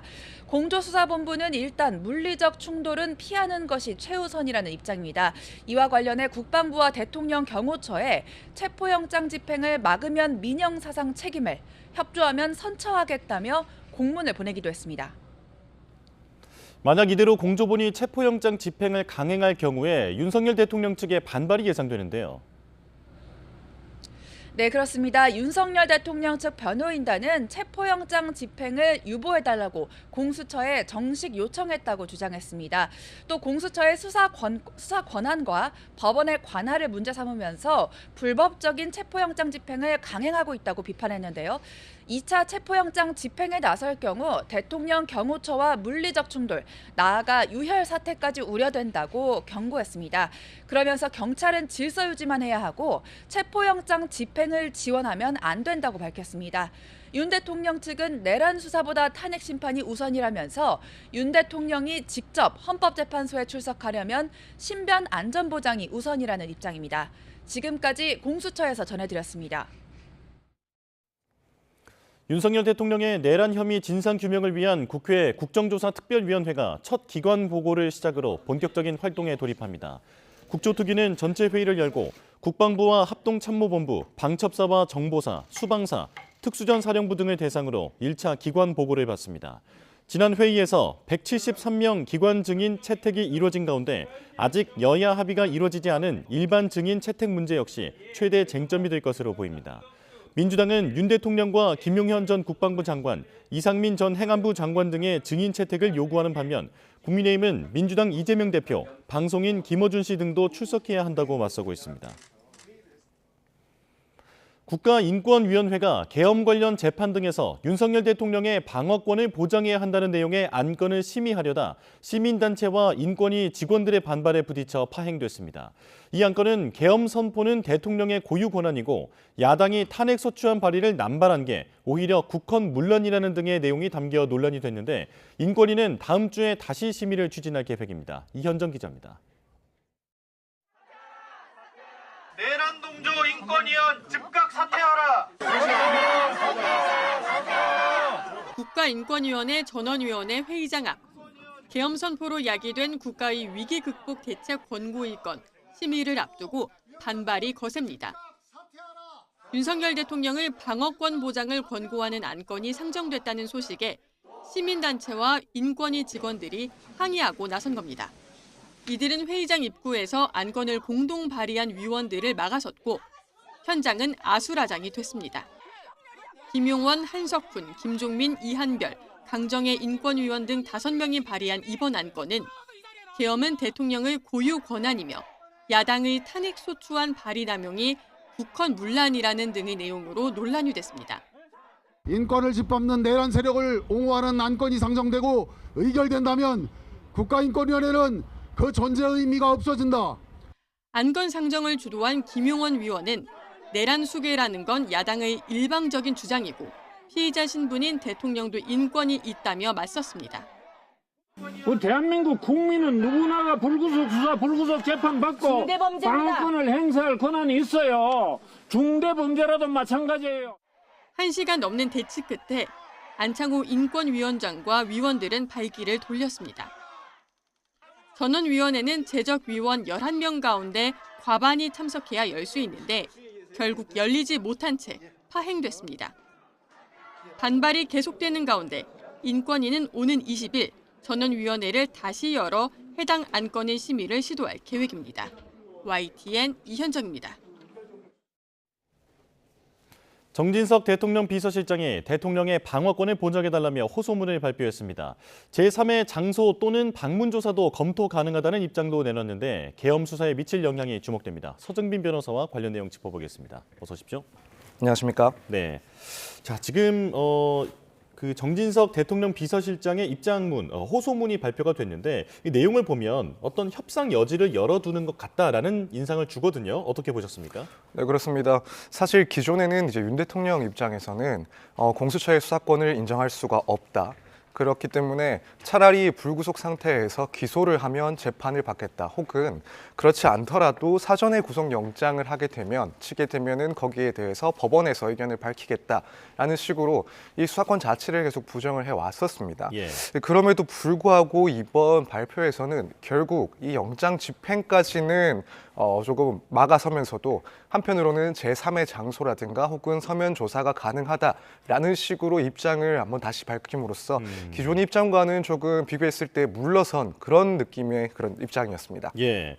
자, 윤석열 대통령 측의 변호인단은 지금 비서실과 이 관련 내용에 대해서 상의하지 않았다라고 곧바로 밝혔는데 윤 대통령과의 교감이 있었을까요? 사실 지금 대통령 직접적인 그런 교감 자체는 어쨌든 불확실하지만 기본적으로 어느 정도 동의가 있는 상태에서 이런 발표가 있지 않았을까 생각이 됩니다. 예. 물론 지금 변호인단 측에서는 상의가 된 적이 없고 검토하고 있지 않은 사실이다라고 주장을 하고 있긴 한데 지금 결국 대통령의 조사를 어떻게 진행할지에 대해서 이 비서실장이 단독으로 이 독단적인 판단하에 이런 발표를 했을까라고 한다면 그건 아닌 것 같습니다. 예. 그렇기 때문에 이 점에 대해서는 어느 정도 교감 하에서 한번 발표를 한 것이 아닌가 이렇게 생각이 됩니다. 예. 자, 그렇다면 이제 체포영장 재집행에 대해서 알아보겠습니다. 지금 대통령 비서실장이 직접 밝힌 대로 내일을 D-Day로 전망한다라고 얘기를 했잖아요. 자, 공수처가 이런 가운데 2박 3일의 장기전도 각오하는 것으로 알려지면서 이 대통령 측에서는 좀 심한 압박을 느꼈던 것 같은데 어떻게 보십니까? 네, 그럴 것 같습니다. 일단 2박 3일 장기전을 예상하고 있는 그 내용 중에 또 하나가 공수처에서는 이제 지원되는 그런 수사 병력에 대해서 단순히 그냥 한 번의 집행에 그치는 것이 아니라 정말 그 다음 날까지도 필요한 그런 도구들을 챙기도록 지시를 한 그런 내용들이 나오고 있습니다. 그렇기 예. 때문에 시간을 짧게 두고 한 번에 성공을 하고 못하면은 후퇴를 하겠다 이것이 아니라 어느 정도 시간적인 여유를 두고 장기화될 수 있는 것을 전제로 해서 진행을 하고 있는 상황으로 보입니다. 예. 아무래도 이렇게 지금 공수처 그리고 경찰이 장기전까지 예정을 하면서 집행에 나설 것으로 보이는 상황이기 때문에 이 대통령 측에서는 상당히 큰 부담이 될 수밖에 없을 것 같습니다. 예. 특히 지금 계속 나오고 있는 보도 중에 하나가 이 경호처 내부적으로도 사실 동요가 존재하고 있다라는 이야기가 많이 나오고 있고 뿐만 아니라 이제 경호처의 그런 지휘부들도 일부가 이렇게 수사기관에 출석을 하면서 외부에서 일단 관측하기로는 이 경호처의 분위기가 예전과는 다르다라는 그런 상황입니다. 그렇기 예. 때문에 이 두 가지 요소들을 문제를 고민했을 때 아무래도 대통령 측에서는 뭐 내일이라도 영장이 집행됐을 때 그것이 실제로 완료까지 될 수 있다는 점에 대해서 부담을 좀 크게 느끼고 있지 않았을까. 그래서 오늘 정진석 비서실장의 발표 역시 이런 점이 조금 반영된 게 아닐까 그렇게 생각을 해봅니다. 예, 이런 호소문이 나오면서 경호처 쪽의 분위기도 좀 변화가 있을 것 같은데 지금 강경파로 분류가 되고 있던 그 김신 가족부장, 경호처의 가족부장이 오늘 오전에 소환이 통보되어 있지 않습니까? 나올 가능성이 있을까요? 그래도 지금까지의 상황을 봤을 때는 나오지 않을 것으로 일단 예상은 합니다. 예. 제가 알기로는 이번이 2차, 3차 그런 소환 요구가 아니라 첫 번째 있었던 요구로 알고 있습니다. 거기다가 지금 이 김신 본부장 같은 경우에는 상당히 강경파라고 알려져 있고 예. 이 경호처에서도 지금까지의 상황에서 특히 경호처장의 그 권한 대행이 현재까지 뭐 특별한 그런 입장 변화를 밝히지 않고 여전히 이 영장 집행에 대해서는 저지하겠다라는 의사를 확실하게 표명하고 있는 것으로 봤을 때 예. 오늘 출석에 굳이 응할 이유는 없지 않을까. 그래서 오늘 소환에는 응하지 않을 것이다 이렇게 생각을 하고 있습니다. 예.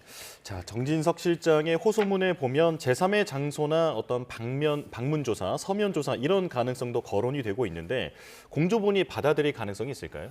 그럴 가능성은 현재로서는 무척 낮다라고 보여집니다. 일단 첫 번째로는 지금 이야기가 나오고 있는 사실 모두가 관심을 갖고 있는 부분은 과연 영장 집행이 실제로 언제 이루어질지 영장 집행이 될지 안 될지에 대해서는 사실 그 부분은 이미 지나간 논의라고 보여지는 상황입니다. 예. 그렇기 때문에 상당히 구체적으로 또 대규모의 그런 준비가 되어가고 있는 상황에서 지금 정진석 비서실장이 이런 발표를 했다라고 하더라도 그 부분을 받아들여서 영장 집행을 멈추거나 혹은 다른 방식으로 조사를 진행하게 될 것이라고 보기는 상당히 힘들 것 같습니다. 예. 그리고 또 한 가지 문제는 물론 지금까지 준비를 해온 것도 있긴 하지만 만약 이렇게 서면이나 혹은 제3의 장소에서 조사를 진행하는 그런 임의 조사 방식으로 진행을 하게 된다면 그렇다면은 이전에도 사실 그런 것들이 대통령에 대한 특혜가 아닌가라는 비판을 많이 받아왔었고 또 예. 한편으로는 그렇게 되면 결국 영장을 집행하는 것보다 수사의 시간이 많이 소요가 될 수밖에 없습니다.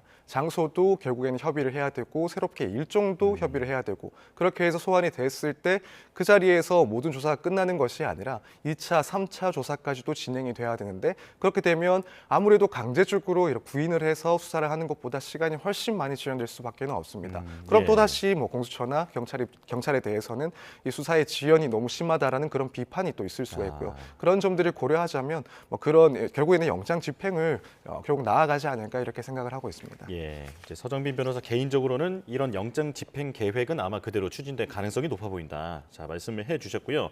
자, 그래도 광역수사단 지휘부의 어떤 작전 회의도 계속해서 이루어졌었는데 약간의 변화 같은 것은 일어날 수 있을 것 같거든요. 어떤 가능성 전망해 볼 수 있을까요? 우선 지금 대통령 측에서 나온 이야기라고 봤을 때 결국 이후에 영장을 집행을 하게 되면은 경호처나 혹은 대통령 측의 반응이 조금 바뀔 수도 있다라고 봅니다. 지금까지는 조사에 응할 수가 없다, 수사에 응할 수가 없다라는 강경한 그런 주장하에 결국 이렇게 강경하게 집행에 대해서 저지를 하는 상황이었는데 만약 이것을 이제 분위기가 조금 변했다라고 감지를 한다면 결국에는 영장 집행 방식에 있어서도 인력 동원이라든가 혹은 구체적으로 물리력 발생 가능성, 충돌 가능성도 조금 줄어들었을 수가 있기 때문에 여기에 맞는 또 방식들을 조금 검토하지 않을까. 또 한편으로는 시기적인 문제도 조금 지연해 볼 수 있는 그런 여지는 있지 않을까 이렇게 생각을 합니다. 예. 자, 그런가 하면 경찰은 지금 경호처 대원들에 대해서 요원들에 대해서 방어막 허물기에 나서고 있는데 어떤 그 내부에서 그 이제 공무집행 방해라든지 이런 부분에 대해서 입건이 된다 하더라도 좀 선처를 할 수도 있다. 지금 그런 식의 언급도 나오고 있거든요. 구체적으로 어떻게 해주겠다라는 겁니까? 일단 수사기관에서 그런 것들을 선처할 수 있는 방법은 크게 한 가지입니다. 그러니까 기소를 하지 않아 주는 것이죠. 예를 들면은 입건을 한다 하더라도 그 구체적인 내용을 봤을 때 이건 그냥 직원으로서 어쩔 수 없이 지시에 의한 것이고 여기에 대해서 처벌하기까지는 어렵다라고 판단을 한다면 기소를 하지 않고 결국 기소를 유예하는 그런 처분을 할 수가 있습니다. 그렇다면은 뭐 범죄 전력이라든가 이러한 내용들이 남지가 않기 때문에 이것도 어느 정도의 선처라고 볼 수가 있고 이제 또 하나는 설사 기소가 된다 하더라도 이 법원에서의 그런 공판 과정에 있어서 그런 구형이나 혹은 구체적인 사정을 검사나 혹은 이런 수사기관 측에서 어느 정도 설득을 해줌으로써 결국 이 재판 양형에 있어서 상당히 선처를 받게 되는 그런 결과를 만들어낼 수가 있습니다. 예. 그래서 결국 기소 유예를 해줄 수 있다거나 혹은 재판 과정에서 그 참작 사유를 충분히 이해해주고 설득시킬 수 있다. 이런 점을 생각하시면 될 것 같습니다. 예. 자, 이제 오늘 오후에 윤 대통령의 탄핵 심판 첫 변론 기일이 열립니다. 헌법재판관 8명도 다 참석을 한다고 하는데 대통령은 오늘 불출석 의사를 밝혔거든요. 그렇다면 오늘은 좀 빠르게 종료된다라고 보면 될까요? 네, 그렇습니다.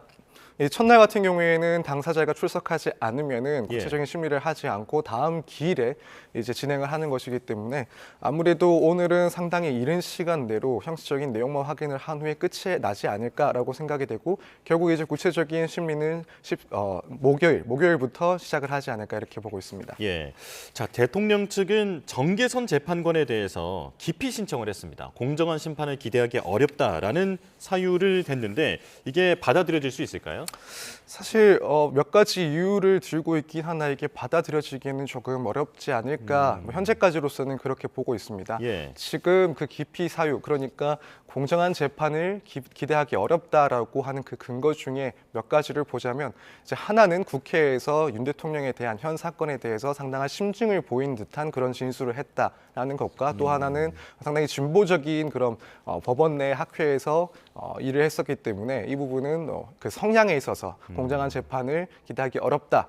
또 하나는 이제 남편이 일하고 있는 그 배우자가 일하고 있는 재단의 이사장. 그 이사장이 현재 그 소출을 대리하고 있는 변호사다. 그렇기 때문에 이런 점들을 고려했을 때 공정한 심판을 기대하기 어렵다라는 것이긴 한데 사실 이런 것들이 곧바로 이제 공정한 재판을 기대할 수 없을 정도로 구체적이고 직접적인 그런 내용들이라고 보기는 조금 어렵지 않나 생각이 됩니다.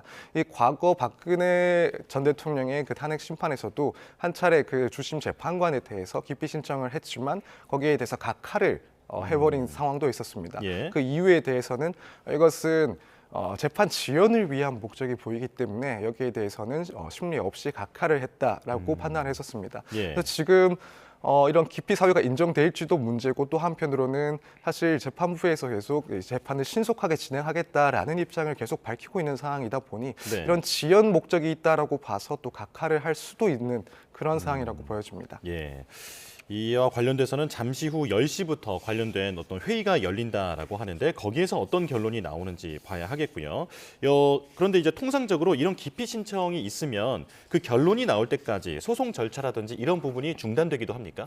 네, 그렇습니다. 아무래도 재판관이 그대로 재판을 할 수 있을지 아닐지 중요한 문제이기 때문에 통상적으로는 이런 신청이 있을 때 재판 절차를 일시적으로 정지해 놓는 경우도 있는데 사실 지금 오늘 윤 대통령이 사실 출석을 하지 않을 상황이기 때문에 굳이 이걸 정지를 하고 이를 살필지 여부에 대해서는 조금 의문인 상황이고 또 마침 재판관 회의를 통해서도 이 신청에 대해서는 조금 신속하게 또 판단을 하고 넘어가지 않을까라고 생각을 하고 있어서 결국 전체적인 재판 진행에 있어서는 큰 지연 없이 진행이 된다라고 보실 수 있을 것 같습니다. 예.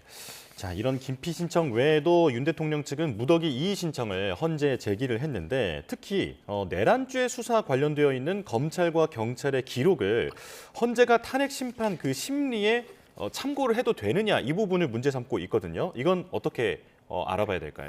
지금 윤 대통령 측에서는 이 내란 혐의와 관련된 그런 기록들을 이 탄핵 심판에서 보게 되면 결국 불필요한 예단을 갖게 됐고 그것은 결국 공정한 재판을 받는데 상당한 침해가 될 수 있다라는 주장이긴 합니다.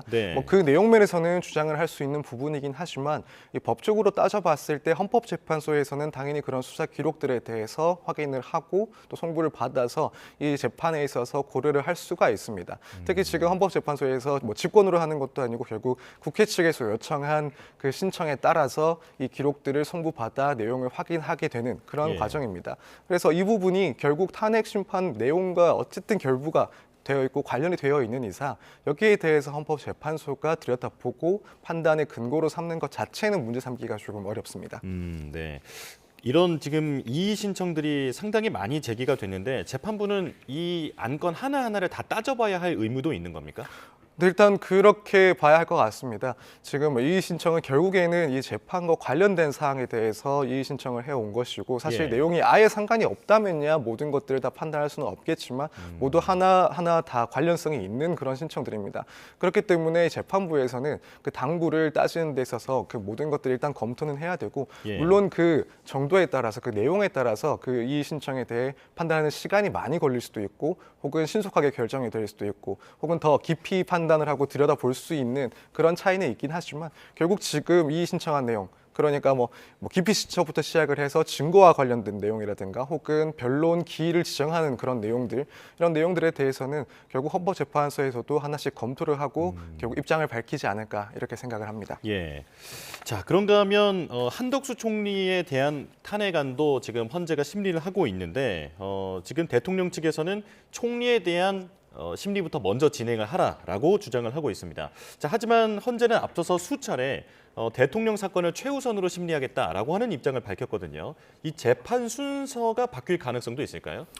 지금까지의 헌재 입장을 보면은 재판 순서는 그대로 진행이 될 것 같습니다. 앞서 밝힌 바와 마찬가지로 이 대통령에 대한 심판을 가장 우선적으로 판단을 할 것 같고 뭐 그럴 수밖에 없는 것이 결국 이 한 나라의 수장 그리고 행정부의 수장에 대한 그런 판단이기 때문에 그 공백 기간이 너무 길어지게 되면 그것 자체로도 사실 국정 전체에 큰 문제가 될 수 있고 이 점 역시 헌법재판소에서는 무척 중요하게 생각할 수밖에 없습니다.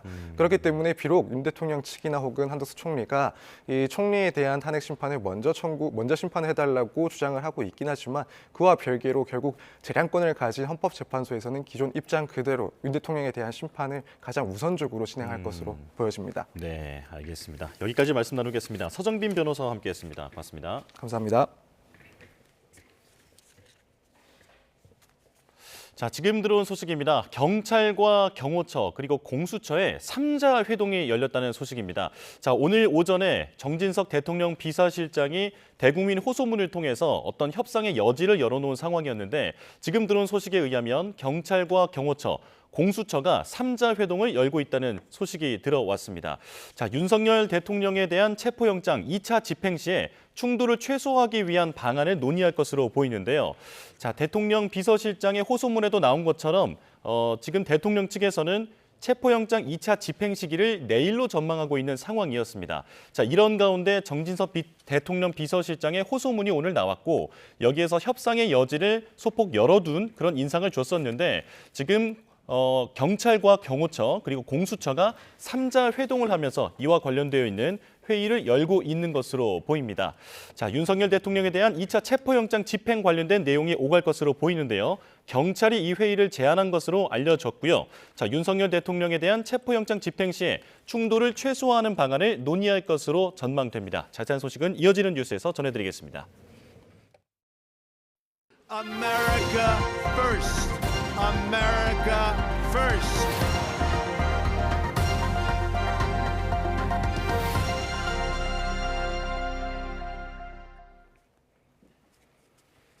트럼프 2기는 앞선 1기 때보다 더한 보호무역주의가 기정사실화하고 있습니다. 정부와 산업계는 바짝 긴장하며 추이를 예의주시하고 있습니다. 황혜경 기자입니다. 트럼프 대통령이 취임 첫날 사인하겠다고 공언한 보편 관세. Tariffs will make our country rich. But won't they raise prices? Properly used. And we have all the cards. 중국의 60%, 나머지 나라의 10에서 25% 관세를 부과하겠다는 내용으로 기본적으로는 대중국 견제책입니다. 하지만 한국산 제품에 관세가 얼마나 더해지느냐에 따라 대미 수출 의존도가 높은 우리 기업에도 직격탄이 될 전망입니다. 산업연구원은 대미국 수출 감소 효과가 적게는 9%, 많게는 13%에 이를 것으로 내다봤고 무역협회도 수출 경기가 악화할 걸로 전망했습니다. 기업들도 올해 수출 증가율은 1%를 겨우 넘을 걸로 예상하면서 가장 큰 이유로 수출 대상국 경기 부진과 관세 부담을 꼽았습니다. 다급해진 정부는 이른바 트럼프 리스크를 최소화하기 위한 고삐를 바짝 쥐고 있습니다. 최상목 권한대행을 중심으로 매주 대외경제 현안 간담회를 열어 대비하는 한편 무역위원회를 전면 확대 개편하고 수출기업의 역대 최대 규모인 360조 원대 무역금융도 지원하기로 했습니다. 관세 인상, IRA 폐지 등 주요 쟁점별 대응 전략을 수립하고 수출, 투자, 공급망도 다변화하겠습니다. 민관의 대협력 역량을 결집하여 미 새 정부와의 소통 노력에도 역점을 두겠습니다. 산업계는 산업계대로 생존 전략 마련에 부심하고 있습니다. 조직 개편과 긴축 경영으로 허리띠를 바짝 졸라매는 한편 관세 장벽을 넘을 방안도 고심하고 있습니다. 현대제철이 미국 제철소 건설이라는 투자 카드를 꺼내 보인 것이나 포스코가 여러 투자처 중에 미국을 유력하게 검토하기로 한 것도 그 일환입니다.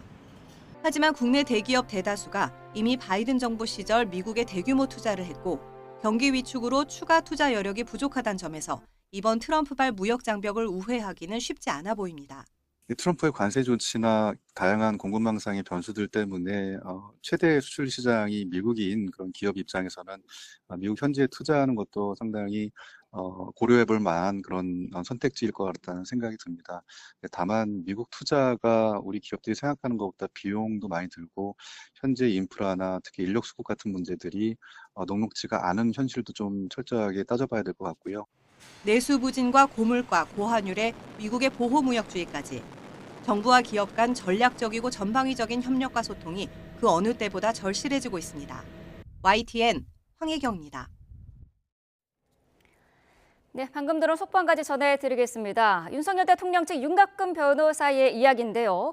정진석 대통령실 비서실장이 제안한 방문 조사와 관련해서 고려하지 않고 있다라는 입장을 다시 한번 밝혔습니다. 우리는 변한 것이 없다라는 입장이고요. 구속영장을 청구하거나 기소하라라는 기존의 입장을 다시 한번 밝혔습니다. 자, 오늘 오전에 정진석 대통령 비서실장이 제3의 장소에서의 조사 또는 방문 조사를 검토할 수 있다. 다만 대통령과 직접 논의를 하거나 대통령 변호인단 측과는 논의를 한 것이 아니다라는 입장은 밝혔습니다만 여기에 대해서 조금 전에 대통령 측 윤갑근 변호사가 입장을 밝혔습니다. 변한 것은 없다. 구속영장을 청구하거나 기소하라라는 기존의 입장을 다시 한번 반복을 했습니다. 구속영장을 청구하면 응할 것이다 라면서요. 오늘 정진석 비서실장이 제안한 방문 조사는 고려하지 않고 있다라고 밝혔습니다. 자세한 내용 들어오는 대로 다시 전해드리도록 하겠습니다. 네, 도널드 트럼프 미국 대통령 2기 출범이 일주일 앞으로 다가왔습니다. 정치인이나 관료 출신을 많이 기용했던 트럼프 1기 때와 달리 머스크 등 테크계 거물급들이 정부 요직에 대거 기용되는데요. 이들에게 트럼프 2기 개혁의 성패가 달렸다 해도 과언이 아닌데 기대만큼 난제들도 산적해 있습니다. 지순환 기자입니다. 트럼프 2기 테크업계 선두주자는 단연 일론 머스크 테슬라 최고 경영자입니다. 대선 승리를 선언하는 현장에서도 트럼프는 1호 친구 머스크에게 절대적 신임을 보냈습니다. Let me tell you, we have a new star. A star is born, Elon. Now he is. Now he's an amazing guy. We were sitting together tonight. 트럼프 2기 막후 실세로 떠오른 머스크는 정부 효율부 수장의 이름을 올렸습니다. All government spending is taxation. So whether it's direct taxation or all government spending, it either becomes inflation or it's direct taxation. Your money is being wasted, and the Department of Government Efficiency is going to fix that.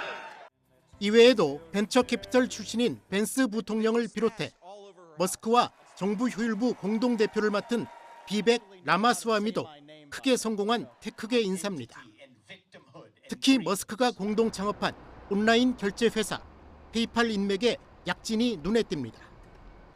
인공지능 및 암호화폐 정책을 총괄할 차르로 임명된 데이비드 삭스와 백악관 과학기술정책실장 마이클 크라치오스도 이른바 페이팔 마피아 출신입니다. 나사 국장에 지명된 제러드 아이작맨 역시 머스크가 경영하는 스페이스X의 큰손 투자자입니다. 실리콘밸리와 공화당의 이 같은 협업은 아주 이례적입니다. 실리콘밸리가 위치한 서부 캘리포니아주가 전통적인 민주당 강세 지역이고 테크업계가 민주당을 주로 지지해왔기 때문입니다. 하지만 구글 반독점 사태처럼 바이든 정부 내내 빅테크 기업을 독점 폐해를 일으키는 수술 대상으로 본 것이 문제였습니다. The House investigated for potential anti-competitive violations back in 2020. So Apple, Google, Meta, and Amazon were those four companies.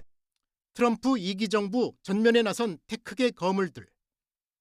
인공지능과 암호화폐, 그리고 우주, 바이오 등 첨단 기술 정책에 새 판을 짤 것으로 보입니다. 공정성 훼손 우려가 큰 이해상충 문제나 미국 우선주의, 마가 진영과의 갈등을 어떻게 풀어갈지 트럼프 2기 개혁의 성패가 갈릴 전망입니다. YTN 지순한입니다. 네, 오늘 아침 차를 갖고 나오셨다면 빙판길 특히 조심하셔야겠습니다. 밤사이 내린 약한 비와 눈이 얼어붙으면서 경기 북부 도로 곳곳에서 추돌 사고가 잇따르고 있는데요. 사고 여파로 출근길 교통 대란이 이어지고 있습니다. 자, 지금 저희가 CCTV 영상으로 보여드리고 있습니다. 서울 문산선 성라산 생태교 부근인데요. 지금 보시는 것처럼 양방향의 차들이 굉장히 많이 보이고 있습니다. 오전 출근 시간은 조금 지난 그런 시간입니다. 지금 시각이 오전 9시 26분인데요. 이 시간에도 도로 지금 꽉 막혀 있는 그런 모습을 보실 수가 있습니다.